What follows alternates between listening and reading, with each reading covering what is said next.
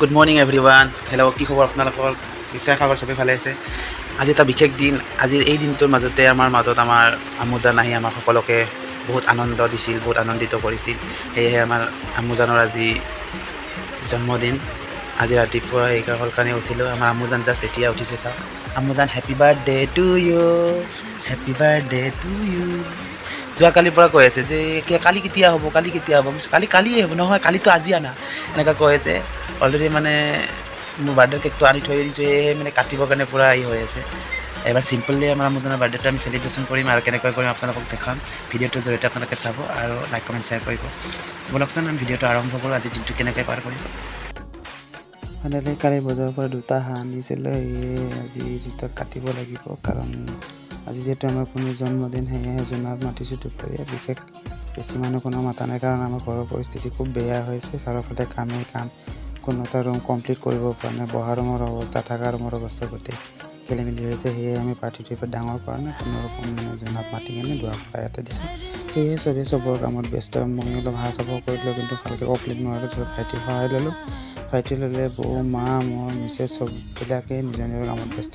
পাছত মাছৰ বেপাৰে মাছ কেইটামান মই ৰাখি কিনে কাটি দিলোঁ। এনেদৰে আমি আমাৰ সৰু সুৰা পাৰ্টিটোৰ কাৰণে চবেই কামত ব্যস্ত হৈ আছোঁ। আচলতে কৰিব ইচ্ছা আছিল ডাঙৰ এইবাৰো, কিন্তু সময়মতে আমাৰ কামখিনি কমপ্লিট নহ'লে, সেয়েহে ডাঙৰ কৰিব নোৱাৰিলোঁ। চিম্পলি এবাৰ কৰিলোঁ। চাওকচোন আজি কি কৰিলোঁ আমি। তাৰ মাজতো আমাৰ চাফাই কামৰ অলপমান আগভাগ লোৱা হৈ গৈছে। চাফাই কামো চলি আছে ইয়াৰ মাজে মাজে। কণী বইল কৰি আছে। কণীবিলাক বইল কৰি কণীবিলাক কিবা কিবি দি বনাব এতিয়া। আৰু অলপ চাফ চিকুণো কৰিছে। মাছ মাংস এইবিলাক চব ৰেডি কৰা হৈছে। মায়ে আমাৰ মছলা পিচি আছে। এইবিলাক হৈ যোৱাৰ পিছত এতিয়া মই কঁঠাল দেখি ল'ব নোৱাৰিলোঁ। মই পেট ইফালে ভোকো লাগিছে 2-4 কোহমান। মই কঁঠাল খাই দিলোঁ। সেয়েহে তাৰপিছত কঁঠাল চঠাল খাই কিনে মই আহি গ'লোঁ হাঁহৰ মাংস বনাবলৈ বাহিৰলৈ। সেয়ে বাহিৰত আমাৰ এটা চৌকা আছে।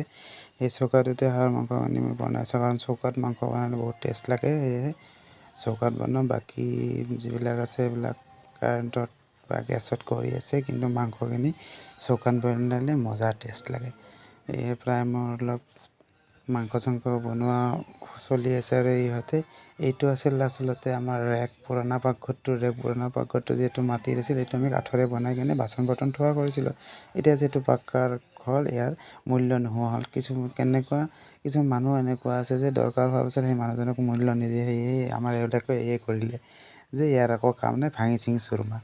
তাৰপিছত আমাৰ ভণ্টিয়ে কণী আৰু আলুৰ দম বনাই ৰেডি আছে। মোৰ হাঁহৰ মাংস হৈয়ে গ'ল। এতিয়া মই মাছ ফ্ৰাই কৰিম। মাছবিলাক ফ্ৰাই কৰি কেনে কৰি আছোঁ, কাৰণ বাহিৰৰ কামখিনি ময়ে কৰি আছোঁ বাহিৰত। এনেকৈ আমাৰ জোনাব আহিল। জোনাবক আমি খোৱা লোৱা যত্ন ল'লোঁ। জোনাবৰ খোৱা লোৱা ভিডিঅ' স্কিপ ল'ব নোৱাৰিলোঁ, কাৰণ বেয়া লাগে। সেয়ে জোনাবক খোৱা লোৱা কৰাৰ পিছত আমি আহিলোঁ বজাৰলৈ। অলপ মিঠাই চিঠাই ল'ব লগা আছিল। আৰু আমাৰ কোনো কেক কাটিবলৈ, কেকটোতো যোৱাকালি লৈ থৈছোঁ। কেক কটাৰ কাৰণে চুৰি, 4 বছৰৰ মম এইবিলাক আনি কিনে আমি অলপ চিম্পুলভাৱে ঘৰটো ডেক'ৰেট কৰিলোঁ।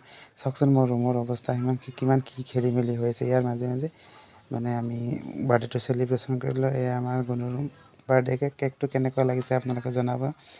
আৰু কেকটো খাই কিন্তু খুবেই ভাল লাগিল, কিন্তু দেখি আপোনালোকৰ কেনেকুৱা লাগিল ক'ব। আজি আমাৰ আম্মুজানৰ বাৰ্থডেটো আমি এনেকৈ চিম্পুলি চেলিব্ৰেশ্যন কৰিলোঁ। আপোনালোকে কেনেকৈ আপোনালোকৰ ল'ৰা ছোৱালীৰ বাৰ্থডে চেলিব্ৰেশ্যন কৰে, সেইটো ভিডিঅ'ৰ যোগেৰে জনাব। আৰু মোৰ ভিডিঅ'টো যদি চাই ভাল লাগিছে, লাইক কমেণ্ট শ্বেয়াৰ কৰিব। আৰু পুনৰ লগ পাম মই এটা অন্য ভিডিঅ'ৰ মাজেৰে। আজিলৈ টাটা বাই বাই। ভালে থাকক, কুশলে থাকক। খুদা হাফিজ।